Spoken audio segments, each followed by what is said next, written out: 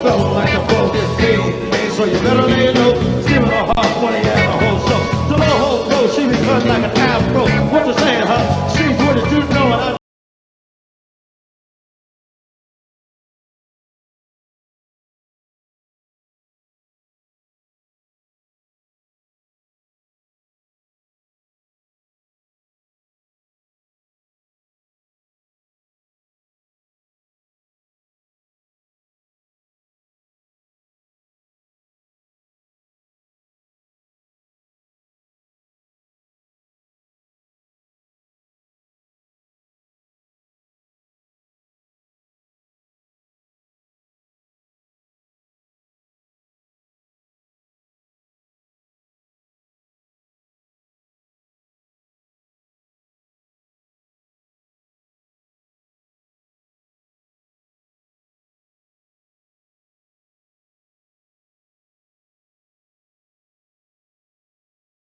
And I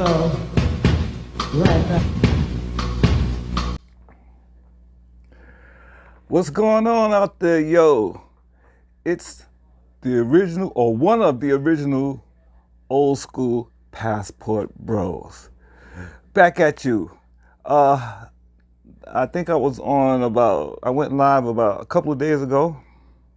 I got a couple of guys, a couple of you Passport Bros tagged into this video.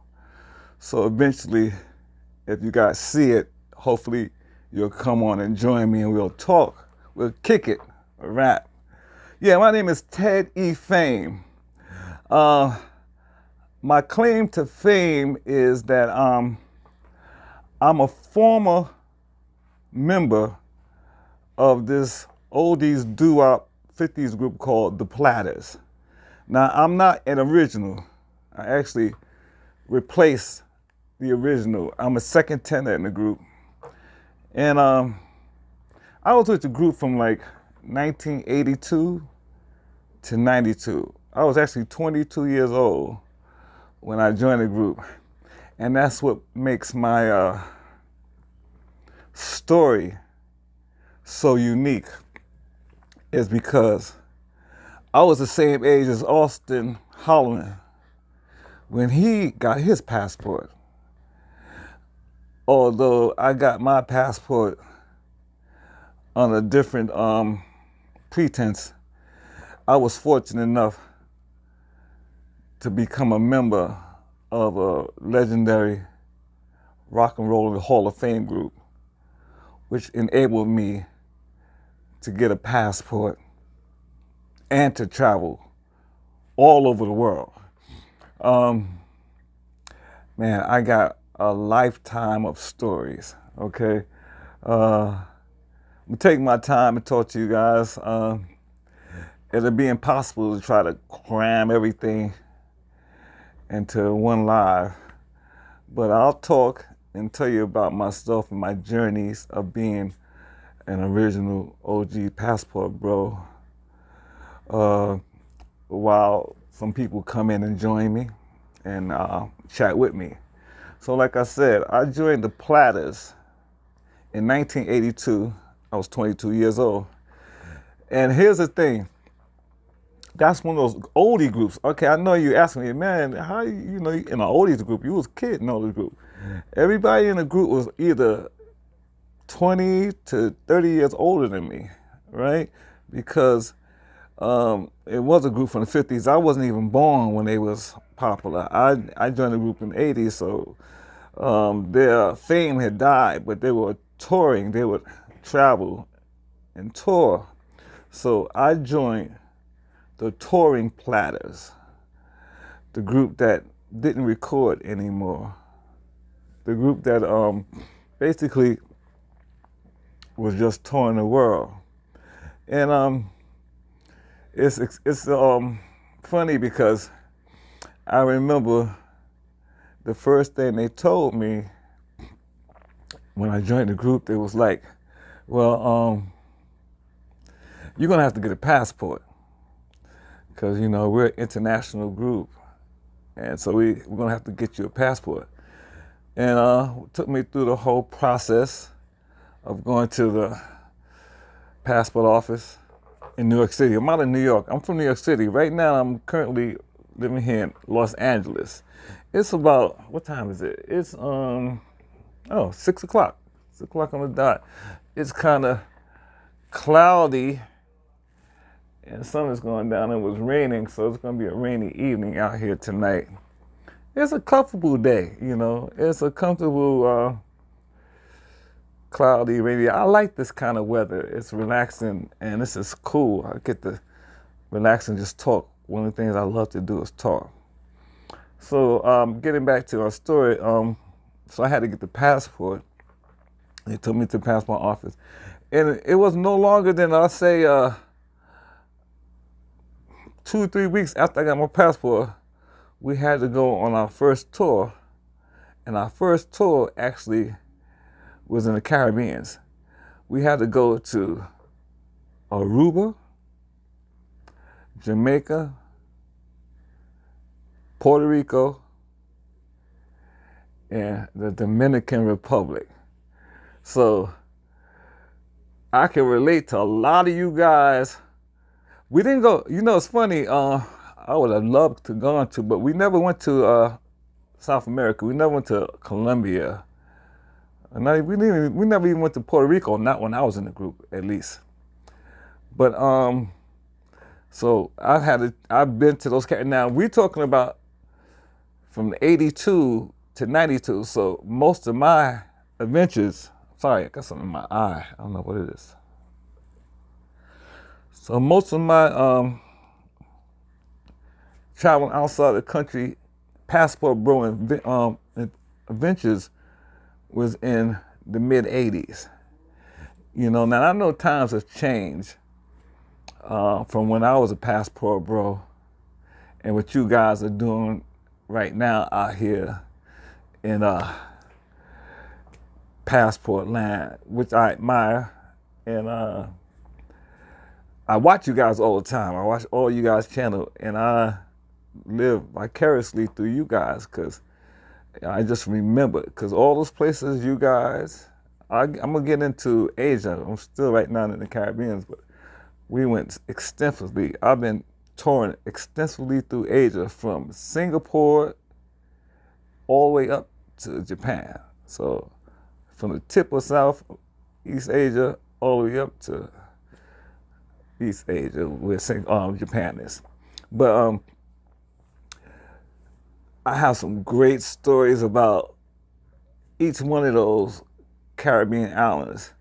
I'll start with the Dominican Republic first because I see most of you guys familiar with the Dominican Republic. So it was 84, 85. We were in the DR, and we were there for 3 weeks. We were in Santo Domingos, and we were at this location called Capa de Campo. It's one of those resorts there that's closed off from the population, but the people go there for a vacation. So we were booked there. And the interesting thing about being booked there was that we were separate from the population, so the only people we would mingle with that from population are people who work there, because mostly the people who were on that compound were vacationers, and we were there entertaining them. So I would get a chance to get friends with some of the local people there in the DR, and a couple of the women that worked there actually took me out on after work on my day off, and we went to a couple of bars. And from the thing I remember the most about going out to these bars was, now this is like 84, 85, and I'm not used to seeing people with guns. And these guys would be up in the bars, and they had like fucking 2 guns, one on each hip. You know, like something out the fucking Wild Wild West. It was shocking. And I'm thinking, I'm sitting in this bar with this woman and all these people, and, you know, I'm the only foreigner because everybody else is local, and she was, thankful she was looking out for me because she could have set me up or anything at that time, and I would have been good to go. But she was a good woman, and she made sure I was cool, and she saw I was uncomfortable because I'm thinking, guns and alcohol don't mix, okay? So if one of those guys got upset or saw his woman or was jealous and he was drunk, it's gonna be some trouble. That's what I'm saying. It's gonna be some trouble. And I felt very uncomfortable. So I told her, you know, I don't think this is a good spot for me, you know, being a celebrity, and these people don't even know who I am and what I'm doing here. And if they knew, probably hold me for ransom or something, you know what I'm saying? So I think we should get back to the compound. And so, you know, she was understood, so we finished our drink and we went back to the compound. But she also got a chance to take me out during the day and just mingle downtown with the people in the daytime. So I got to see a lot of that lifestyle. Now, like I said, I wasn't in those places where you guys are in Sasua and all that place, so I didn't get that kind of lifestyle. Wasn't around that craziness. Most of the Dominican women I was around, they were like people who had regular jobs and kind of ordinary people. So one girl though that worked on the compound, she worked as a receptionist at the front desk. She was fine, man. She was fine. And I really took a liking to her. Her name was Maria. I never forgot her name. Her name was Maria. And I really took a liking to her. And there's some water. I like my little crotch, natural sparkling alkaline water. And I really took a liking to her. And so she was really nice. But I could tell she was a good girl, and I knew me. I wasn't trying to get into no serious relationship. And I knew she was one of the girls that you would marry. You would marry that girl, you know. So I said, you know, I'm just gonna be cool with her and not take it too serious. But you know, she let me know on certain terms that she was interested in me. I mean, she gave me some pictures of her when I left, and we corresponded a little bit. She wrote each other letters and stuff when I left, but I knew I wasn't gonna really be doing nothing serious with her because I had a whole life ahead of me. I hadn't even got to Asia yet. This is just the Caribbean, the Dominican Republic, and I knew there was other places we was gonna go, and I did meet a couple of fast ones there in the Dominican Republic, and yeah, a lot of fun. I'm gonna tell you guys, I'll be honest with you guys, so you can keep it a buck, keep it 100.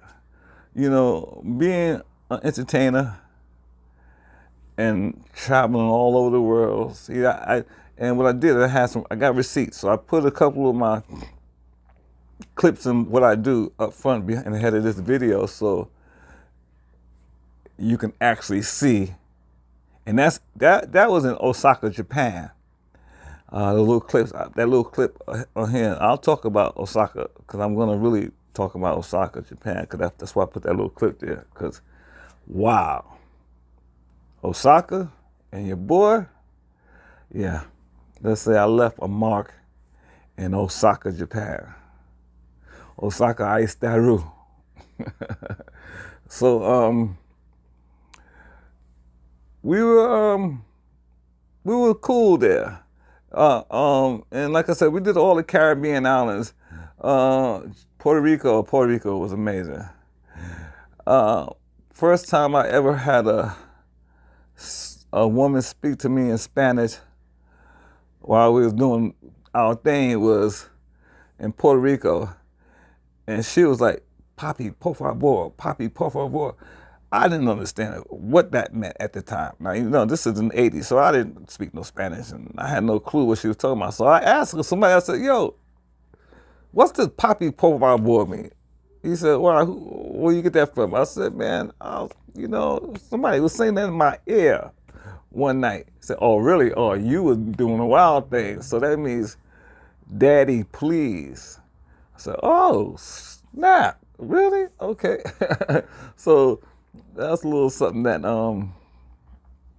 in Puerto Rico. Yeah, that's a little thing I had. I got some more stuff about to carry, but I want to talk more about Osaka, Japan, because that's what the theme of this story is. Because most of you guys are traveling through Asia, if I'm not mistaken.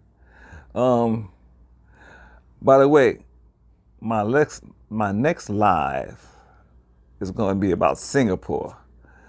When I was on tour there, I got some clips of me performing in Singapore too. So I'm gonna upload that when I come back for another live. But I would suggest you guys, because I haven't heard on any of you guys' lives or posts or videos, blogs, talk about Singapore.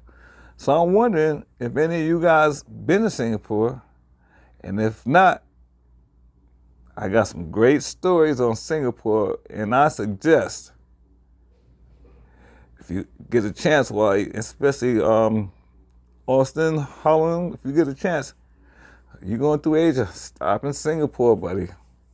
Trust me, you're gonna thank me for it, because you're gonna see something more amazing in Singapore than you're probably gonna see in any other country in Asia. And one of the things you're gonna notice are the variety of women there. They are Chinese, Malay, and Indian. And Malay look more like South American women. They got the brown, nice skin tone, complexion, them bodies, and long, straight, jet black silk hair. I mean, man, those Malays are amazing looking women. I'm telling you about it. So that's one of the things you're gonna find very interesting about Singapore if you ever get a chance to go there. By the way, also, I was going to say, no, you know what? I don't want to go into too much detail about Singapore. I'm going to let that one for the next video. What's this? I think, okay. Singapore. I'm going to let that one, my bad. I realized I could do this at the same time. You know what? This is fun. Let me do this. Because this is all new to me, guys. I'm learning how to vlog and go live and talk and do all this stuff by watching you guys. And sometimes I watch you guys for hours and just talk and just watch you guys talk, and you be by yourself talking. I find that very interesting. Let me put this in. Huh? My bad.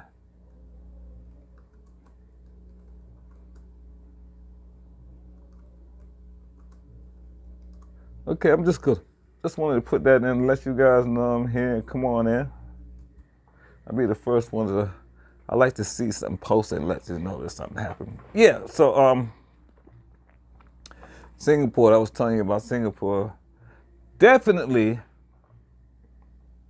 man, I look good on camera. I didn't know I was gonna, it's not too dark. You can see me pretty clearly. That's cool, that's cool. I like that. It's getting dark now, so you can see. I know that my little circle light is kind of blurry, but you can see outside the window. You can see the skyline. That's the LA skyline, downtown Los Angeles skyline back there. That's what you're looking at right there. From my studio my studio. This is my keyboards here behind me. This is my studio. It's my music studio, which I'm converting from a music studio and a filming studio, so I can do my vlog and stuff in the same studio. But anyway, getting back to Japan. Like I said, I'm gonna make another one on Singapore, but Osaka. So like I said, I got receipts. That's why I put some stuff on the front. So we was on a tour. Now I lived in Japan for 10 years. 10 years through the whole 90s, from 1990 to 2000.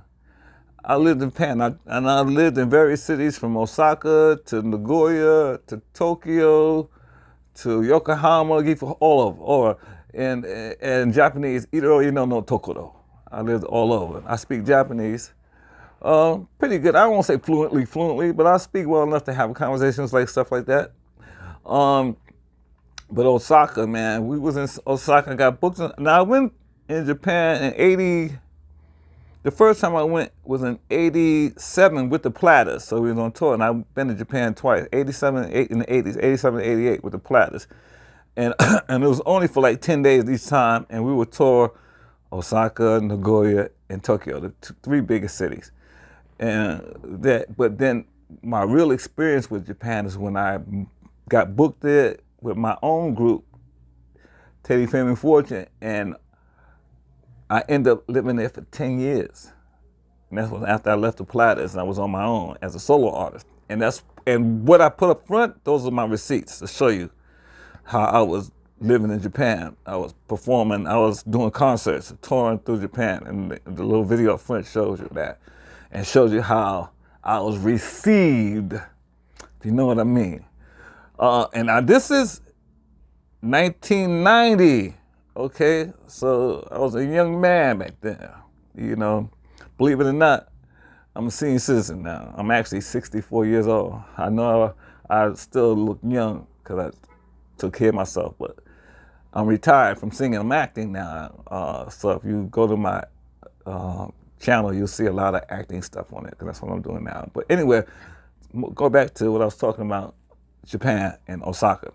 So we were that time with me performing, we were booked in 1990. We was booked in Osaka at this club called the Underground. Now, no, Bayside Jenny's what that video is. Now, none of these places exist anymore today. All these places defunct. They're all gone. This was like 1990.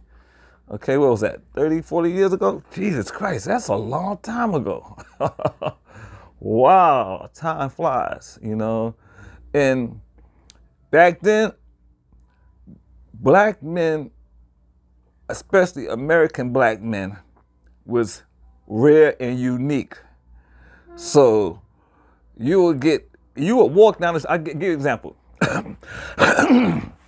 You would walk down the street, this is no lie. I'm telling you, I'm speaking facts now. You would walk down the street and they would just stop and just look at you. They wouldn't say a word, they would just look at you. You felt like you were like some kind of, I don't know, you felt like you was in a zoo or something kind of, man, because everybody, man, I had a time in the club, and like I said, they wasn't used to seeing black people like, and this was in a nightclub. We would go out after work, after we finished performing at the club, and we go out to other clubs, and I had people would touch my skin and do this to see if it would come off.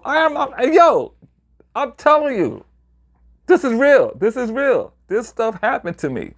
You know, this is early years. This is when hip hop was at its height, R&B was at its height. You know, and what made it special for us is, as you can see in the beginning of the video, we were doing the popular songs of the time.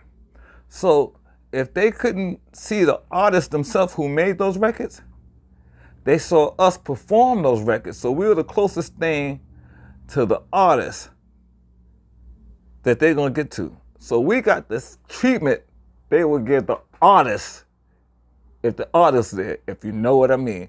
And look how those Japanese women was responding to me in this video. You'll see exactly. I specifically put a couple of clips to let you see that I'm not lying about a thing. And imagine that every day for years. Okay?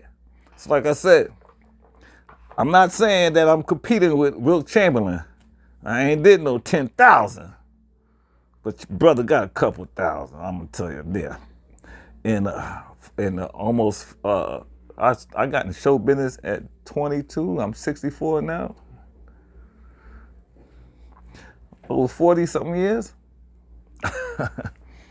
You done your dirt. You done your work. You done your work. I'll give you a perfect example. I'm trying to keep it as clean as possible. I was gonna see just how cool your brother is, your boy is. So like, your man is. I'm your man, not your boy. So there's 31 days in a month, right?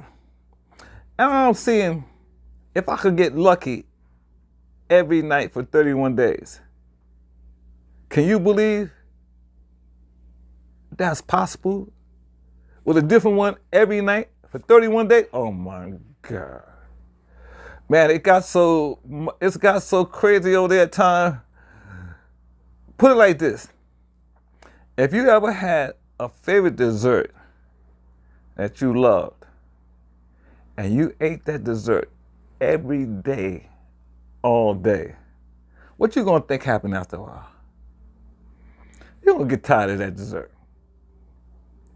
It got to a point, man, I didn't even want to do nothing with none of these. You know, I was just hanging, man. Dude, I could get that before I could get something to eat. That's how crazy it was for me over there. Now, I gotta say too, at the same time, you know, I'm an entertainer.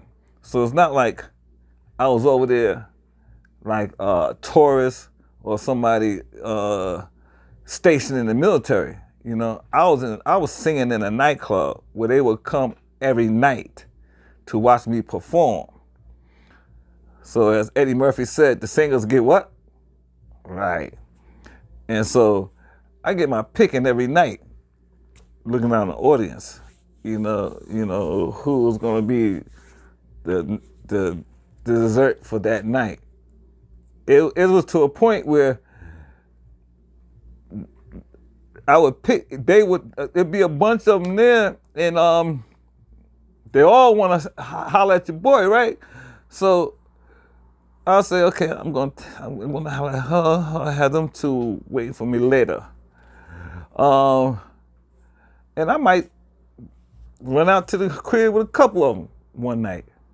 Or I might not even have nobody that night. I might, you know what? I'm gonna be alone tonight.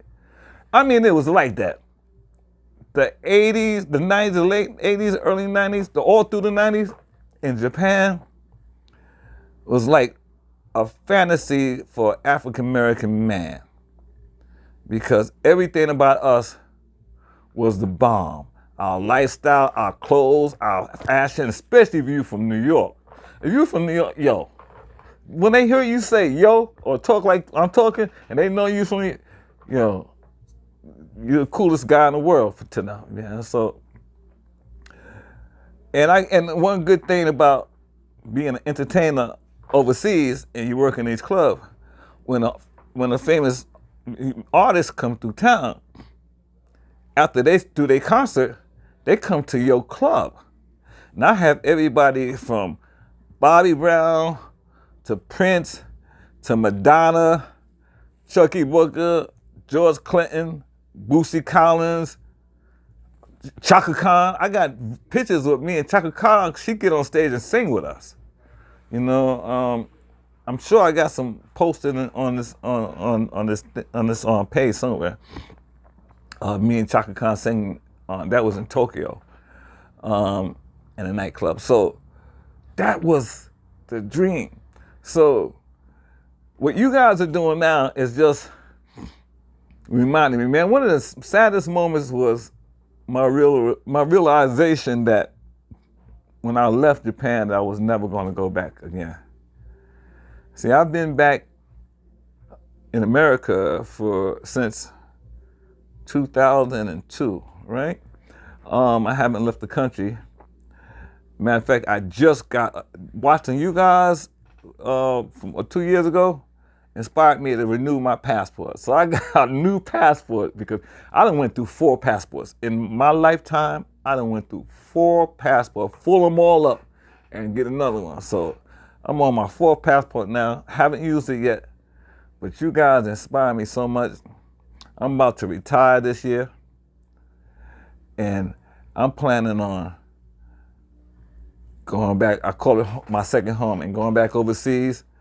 And you know, when I was in Bangkok in Thailand, we was there for 2 weeks. So I wasn't at Pattaya, but I always wanted to go to Pattaya. So I'm watching you guys over in Pattaya, man. That's where I always wanted to go. I was only in Bangkok, you know, and my only spot used to hang out is at Papong, and I know Papong was still around. That's the red light district in Bangkok. Man, I got stories about Bangkok. I tell you, Bangkok is the closest thing to being Sodom and Gomorrah.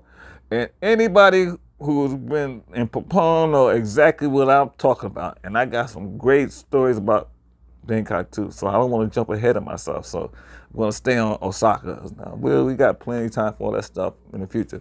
So we were at Bayside Jenny's, and we were booked there for 3 months with a month option. And so we actually did 4 months at that club. And every night we worked 5 nights a week with Sunday and Monday off. And Sunday and Monday, all you did was lay up in the crib with your favorite whoever you got, and y'all up there for a couple of days. I don't even get out of the bed, man. You know what I'm saying? You know what I'm saying? You know, it was like that. It was crazy like that, you know? Order food, all that stuff. So every night it was an adventure. And I'm telling you, for us who were performing there and in the club every night, now you imagine, we're in the club performing where everybody want to go and hang out at. So we ain't never have to go hunting for nothing. It was always in our club, man. Man, it's time. Me and the fellas, the guys in the group, in the band, we'd be like, man, what you gonna do tonight, man? How many of you gonna mess with tonight, man? Yeah. I mean, it was that crazy. Hey, man, you know, such and such is coming out tonight, man. She might be bringing her friend. You remember that friend she brought out tonight, man? You don't want to holler at that, right?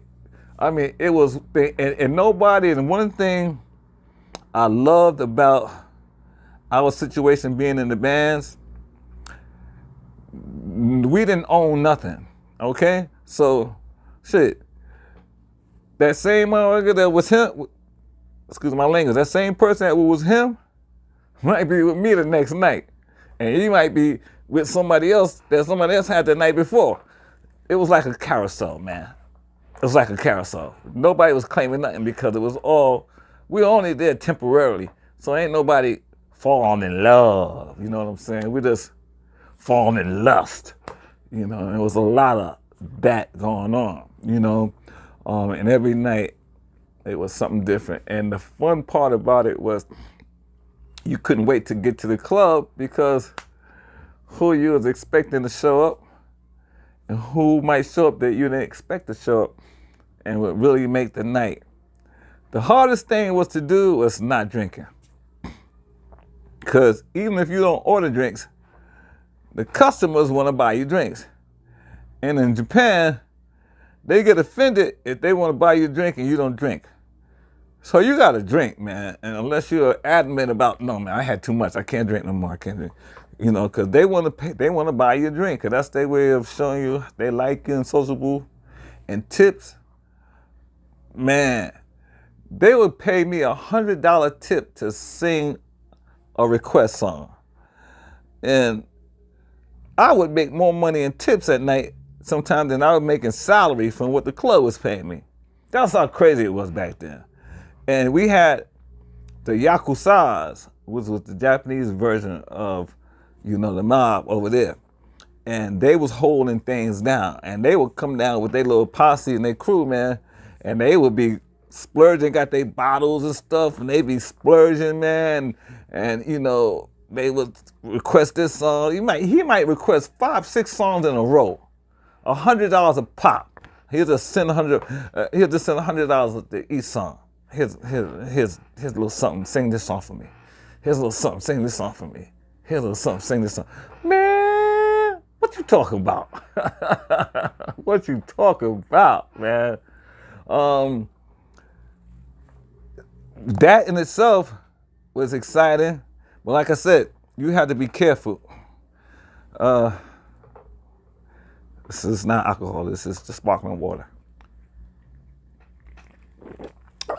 That you don't overdrink, because every night the alcohol is flowing and flowing. One good thing over there, you know, all that illegal stuff is you can't find that, man. I mean, if you do, it's gonna cost like crazy money. For example, $5, a nickel. You know what I'm talking about? Anybody know what I'm talking about? A nickel over here will be $100 over there. Is that worth it? You see what I'm saying? So, but drinking, you become an alcoholic. You will become an alcoholic. That's how much drinking you're gonna do, man. That, between the alcohol and the women and the food, dude, I did 10 years. Okay, count it. 10 years I lived in Asia. From Singapore to Japan. I did most of my time in Singapore and Japan. I spent most of my time there. So those are the two countries. The other countries, Hong Kong, Korea, Taipei, Philippines, Thailand, a couple of other places. So many I can't remember. I was only there for a week, 2 weeks, a few days doing the shows. But I lived in Singapore for 2 years, and I lived in Japan for almost 10 years. So, like I said, boku wa nihongo sharimasu.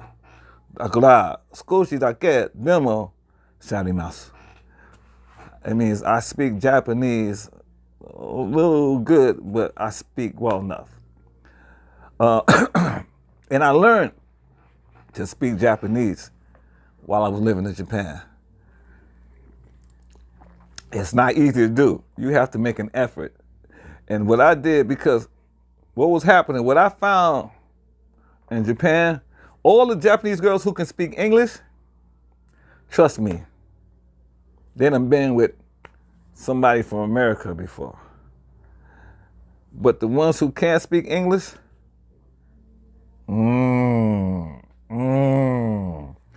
because you can't speak Japanese, they ain't gonna never source. But once you learn how to speak Japanese, man, it got to a point, if you was a Japanese girl and you could speak English, I ain't wanna holler at you. Because I know you already been with a couple other dudes. But if you didn't speak English, I know ain't nobody else that I expect was with you. Only some Japanese guys, and I ain't worried about that. You know, we got a thing over there too. It was crazy, this thing over in Japan, and anybody who's lived in Japan now or been there that watch this live can validate this. Once a Japanese girl starts being with an American man or a foreigner, and by the way, they got two words they call us, foreigners. They call us either kokojin or hakojin. Kokojin is for black people, and hakojin is for white people. So basically, if you are a Japanese girl and you've been with a kokojin, Japanese guys don't want you no more. You're no good to them. And you know why. So they stuck. So that's why they keep going from one American to another, and that's why they learn English, because Japanese guys don't want to mess with them no more. You know what I'm saying? Because, you know, we done ruined them. Yeah. And there was a lot of that. I got friends now who I was with in Japan in the early 90s that are still there to this day, that are living there, got married, some of those girls got kids, got grown adult kids now, you know, kids in their 20s, 30s now, that didn't even know the woman when we first went over there. And I also had a lot of friends who died over there. Believe it or not, I had a few friends who died from cancer in Japan, a few musician friends. I had another friend who got paralyzed. He was riding his motorcycle in the rain and going from Kobe to Osaka. And he slipped and the motorcycle fell and flipped and a truck ran over him and broke his back, and he was paralyzed from the neck down. His name was, what was his name? Jesus Christ, this was in 1990. And I'm sorry, it was so long ago, I can't remember a lot of these people. I can still see his face. I can't remember a lot of these people's names. That was so long ago. But I still remember the story. So a lot of stuff, a lot of guys, a lot of babies was made over there. A lot of guys left children. There are so many kids, mixed kids in Japan now, you'd be surprised. And mixed adult kids now. You'd be surprised how many mixed Japanese kids that are mixed Japanese and black, or mixed Japanese and white, or another, but it's so many now. And you didn't see none when I was there. It was rare that you seen mixed people when I was there, because the only time it could happen was I think either Vietnam War or World War II, when the guys were stationed over there, and then those military guys had kids with those Japanese women, and then they would go away. And those kids, there's a few of those guys who never knew who their father was, or never met their father, because their father was in the military, and after he was sent back home to America, he never came back to Japan and never saw those kids. So there's a lot of kids like that over there in Asia. So I had a few friends. I met this one girl who, oh my God, this girl was half Japanese, half Brazilian. Oh my God. She had a Brazilian body, but she looked Japanese. Try to think of, Austin, you was in what part of Brazil would Japanese live in? Sao Paulo. Sao Paulo, they got a Japanese community there. Well, this girl's mother was Brazilian, her father was Japanese. Oh my God. Just imagine what that must have looked like. Yeah. So I always wanted to go to Brazil, but never went with the Platters. Never had the opportunity. But man, Austin, when I saw you, I was so jealous. Cause I should have been there years ago. Cause once I met that girl, and this was in the 90s. This was before you was born, dude. Before a lot of y'all was born. This is like 93, 94, okay? And matter of fact, one of the musicians, friend of mine, met this Brazilian woman in Japan and married her. And they still live in Japan today. Sometimes they go to Brazil, sometimes they come to America, but they live in Japan. She got one of those restaurants. She's the owner of one of those Brazilian restaurants where they serve all that meat and they had played the Brazilian movies. I forgot what they call this place was. She got one of those in Japan. And we used to go there sometime and eat, man. It's like a smorgasbord. You can eat all you want, all that freaking meat those Brazilians eat. But anyway, man, I always after I met that Brazilian girl in Japan, I always wanted to go to Brazil. Always did. But never had the opportunity. So when I saw you guys, especially you, Austin and Fred, over there in Brazil, I said, man, I might still go. But now after seeing that experience, look, I'm gonna tell you right now, I'm here in LA. Austin, It's that bad. I'm not even messing with these American women, man. I'm waiting until I leave and go back over there, because it's crazy. It is crazy over here, man. And I think the people in charge, let's say, has found a new tool to manipulate us.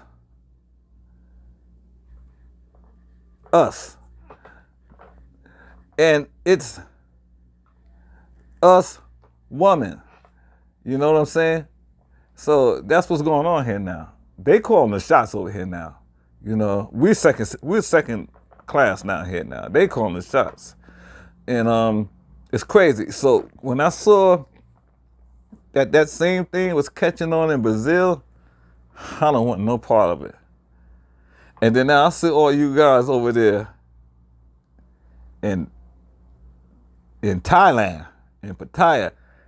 That's where I'm gonna go back to. Like I said, I was only in Bangkok, so I'm definitely gonna be in Pattaya this year. Hopefully this summer or early fall, I'm gonna be in Pattaya this year. I'm definitely, that's on my list to go there. But getting back to Osaka, I'm only going to be here for about an hour or so, so we got a lot of stories to talk about. The excitement and most of the fun, I had is,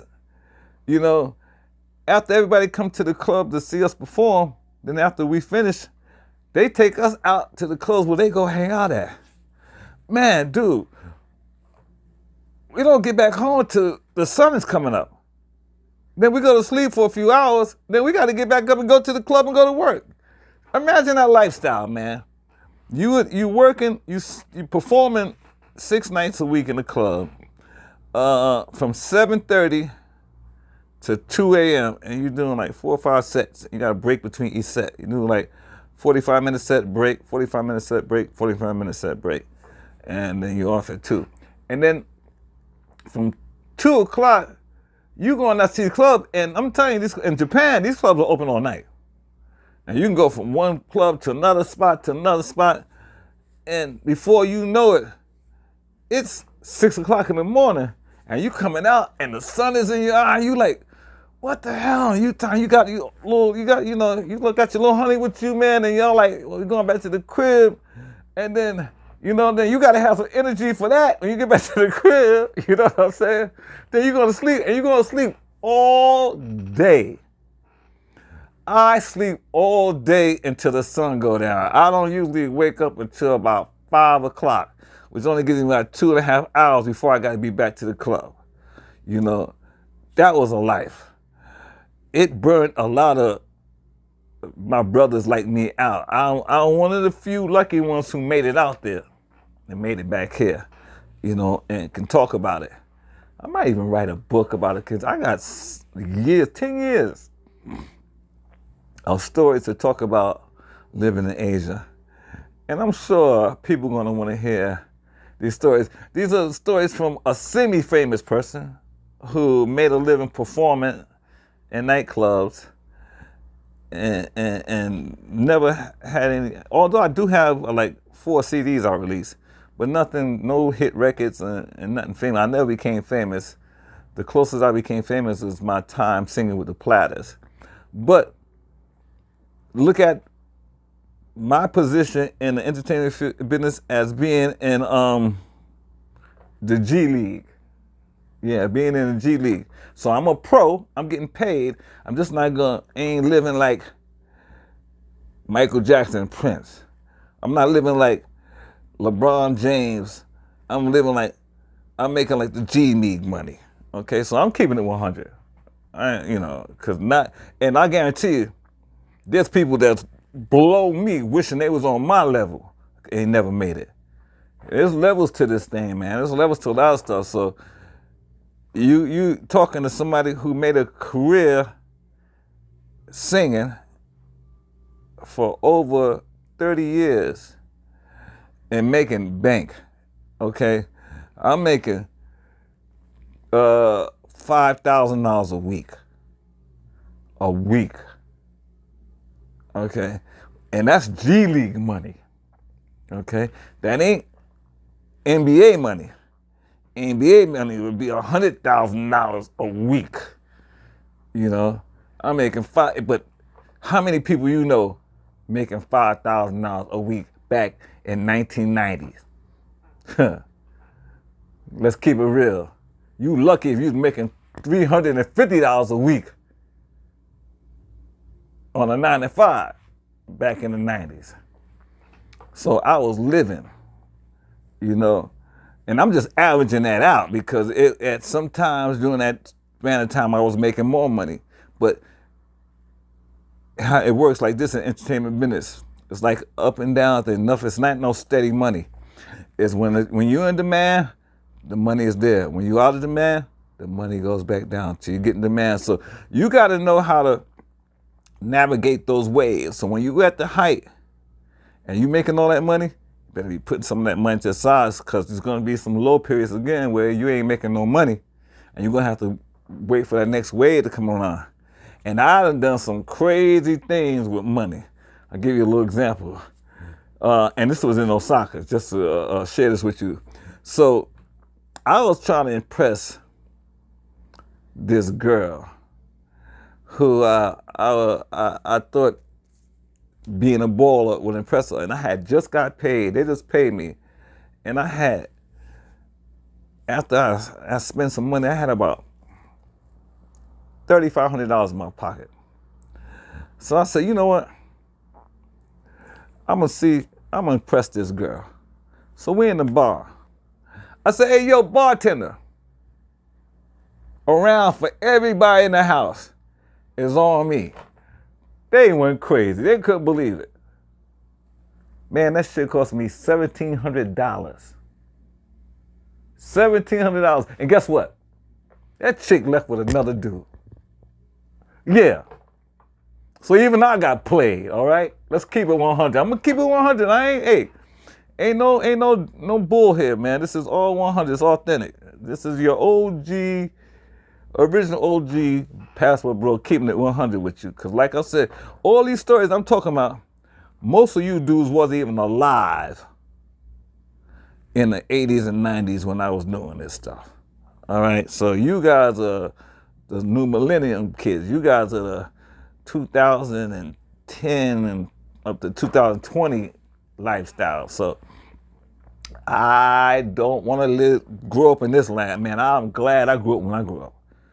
I'm glad I had the experience living that era when I grew up. My era was the best era for music, especially for black music, was 70s, 80s, 90s, and early 2000s. But once hip hop took over R&B, it became trash because when I grew up, the thing I'm gonna tell you that I appreciate and respect, when I was coming through the music game, talent was very important. You had to be a good musician and a good singer. There wasn't no auto-tunes or none of that other crap. You know, if you couldn't sing or play an instrument, forget it. So now, anybody can be an artist. And they all suck to me. You know, so different time, different things, so I ain't gonna get into it and I ain't trying to talk down about today's music because everybody's era, you know. I guess the era before me, they thought our music sucked, so whatever, man. But I'm just saying, the 70s, 80s, and 90s, and early 2000s, I was creating music and I was a part of music history during that time. So I appreciate living through that experience. And it was wide open all over the world for African Americans and our music.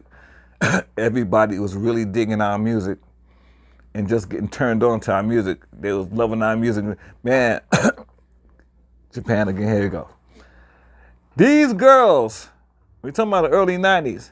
When they was really watching BET and all that stuff, these Japanese girls would go to the suntan parlor and get their skin our color and wear their hair in braids. They wanted to be us so bad. And attract the black guys so bad, they would go out of their way just to attract us, to try to look like black women just to attract us. That's how bad that's how crazy it was, yo. And anybody who's in Japan now can verify that, because I'm quite sure there was a certain name, I forgot the name, what they called those girls. And anybody who lives in Japan now can verify that, because I'm sure they still got in certain pockets, especially in Tokyo. I know there's still girls in Tokyo, because they had hip-hop. You know how many freaking hip-hop clubs throughout Japan there was back in the 90s? And everybody loved hip-hop and R&B. And if you were, it was, you could separate what kind of woman, like what kind of guy. Because you had the hard rock, the rock and roll club. Those girls would go there particularly only interested in white dudes. But the hip hop club, if you look like this, you ain't even had no money. You ain't need no money. You didn't need no money back then, dude. You ain't need no money. The girls is paying for everything.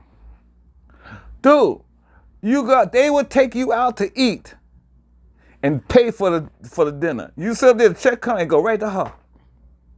Pay for everything. Even slide you a couple of dollars because she was happy to be with you. I would have girls actually, I ain't gonna lie, see, because y'all gonna think I'm lying. Y'all gonna think I'm lying. Man, we had, us, the guys in the band, we had terminology for, whatever city you was in, we had names for these girls. We call this girl, that's Tokyo Bank, that's Osaka Bank, that's the girl. Yo, when the girls come out of the crib, because they know our time is valuable, right? And this is unspoken stuff I'm talking about. Because they know we have our choice of anything. So what these girls would do, in the club they say, you like her, huh? Why you like her? I could do better than her. Whatever she give you, I give you more. They will be competing with each other to be with us. You know? They take us shopping, man. They girls take you shopping, buy you all this new gear, fly clothes. Some of the guys brought new keyboards, new musical equipment. You could tell when a dude had him a rich Japanese girl, because he'd come back, he had a brand new clothes, or a freaking new guitar, That's what it was like in the 90s in Japan. Money was crazy in Japan at that time, because the Japan economy was fire. They had crazy money. Don't forget, Japan was loaning America money during that time. Like I said, the Yakuza would come in the club, they tipping us, giving us $100 tips. So money was flowing. It seemed like it would never end. It seemed like that money was gonna just keep coming, but as they say, every good thing goes come to an end. So I don't think you can even find clubs in Japan that have live entertainment, especially on a nightly basis, especially foreigners. They might have a local Japanese guy, because what happened was, after the 90s, it was cheaper to have the local Japanese people as opposed to, bringing somebody from America over and paying them a salary and then giving them a place to live and then feeding them. Because that's what they had to do for us. But if you're local, you live there, only thing they have to do is pay your salary. And then if you're Japanese, they don't pay you the same salary they pay us Americans. So it'll be a lot less. So after the 90s, I'm sure, unless there's a tour, unless somebody's doing a tour or something like that, you ain't gonna see no live bands in any clubs in any cities in Japan. Like I said, in Tokyo, you'll go out one night down to the club, and Chaka Khan walk in the door after playing from the Blue Note. Somebody told us about somebody, and what usually happens is their musician whoever the artist is, their musicians will go out and they would hear about these clubs and they would come down and see us and they said, oh man, I gotta bring Chaka down here, or I gotta bring Prince down here, or I gotta bring Bobby down. And they would go back and the next night they would bring these artists down.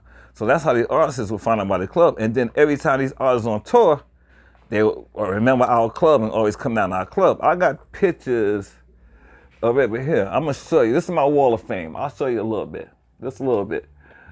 There's me and Chaka Khan singing there.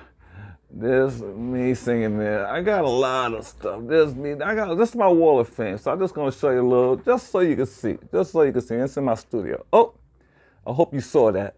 I don't know what the camera was like. But that's my wall, my studio wall. So just to let you, so you can see that I'm keeping it 100 with you. And that was the life over there. So like I said again, you know, I'm proud of you guys. Proud of what y'all doing. I can't wait to get back out there with you guys and join y'all and become a part of that community again. I feel like I'm a part of the community vicariously through you guys watching y'all videos every night. Like I said, I watch all you guys' videos as much as I watch more YouTube videos and live streams than I watch. And I don't even watch TV anymore.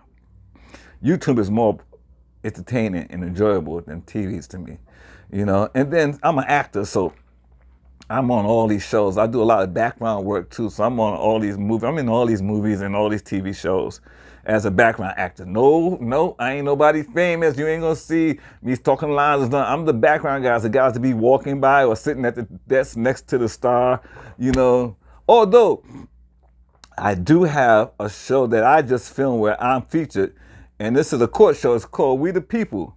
And it's funny because those shows, most of those court shows are fake. So they hired me as an actor to be on there. And I got an episode called We the People with Lauren Lake, and the episode is called Jezebel's Spirit. And I'm playing a pastor who is being sued by the deacon of my church from having sex with his wife. It's crazy. That freaking episode went viral on TikTok. And my likes and my subscribers just went up crazy because of that thing. That's crazy, you know. So, like I said, I'm retired from singing. I'll go out every once in a while throughout LA and sing at some few clubs, just sit in with some guys. But I don't make a living singing no more. I make a living acting now. And I'm about to retire and come out there with you guys and hang. So, oh man, it's over an hour. I didn't know. Man, okay, I'm gonna stay a little long because I'm enjoying it. I see we got 2 people up here with me. So, man, you know, say something, man. Y'all watching for a while. Say what's up. Holla at your boy. You know, let me know who you are. So I feel like I'm actually talking to somebody who's out there and watching me, because I'll be coming back. You're gonna get to know me. I know if you've been on this long, you must be enjoying these stories. So holla at me. Let me know who you are and stuff. Anyway, and I'm gonna finish up this Osaka story.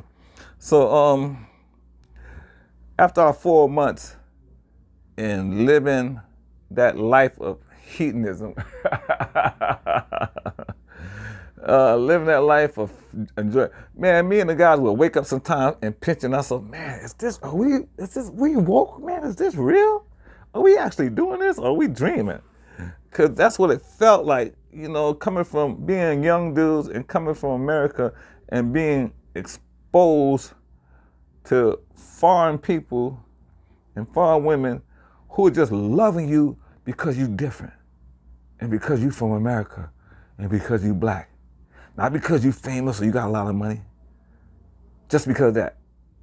You can be broke and you got to worry about nothing. They're going to take care of you. They're going to make sure you got some place to stay, you got some food, they're going to do everything.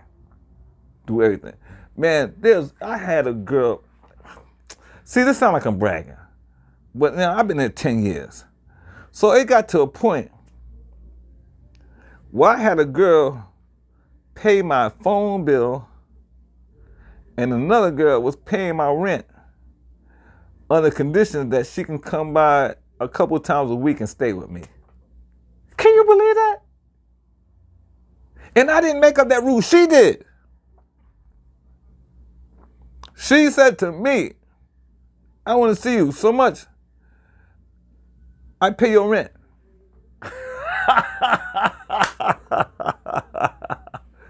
Wow. So you brothers out there enjoying yourselves overseas, you know, doing whatever you're doing. The level I was doing that on, that's a whole totally different level. But it's all good. I ain't bragging nothing. I'm just saying. I'm an entertainer, not just a regular dude with a couple of dollars going out meeting people. They paid me to go to those places and perform or share my talent, you know. And one of the things that I could say even to this day, because of my talent, I can come back over there and still get work singing someplace. And I play piano, so singing and playing piano someplace. I can still do that. Oh, I can go anywhere in the world and get hired at any restaurant, any hotel, any small bar that want live music and still make a living doing that. But I don't need the money. I did well. I saved my money.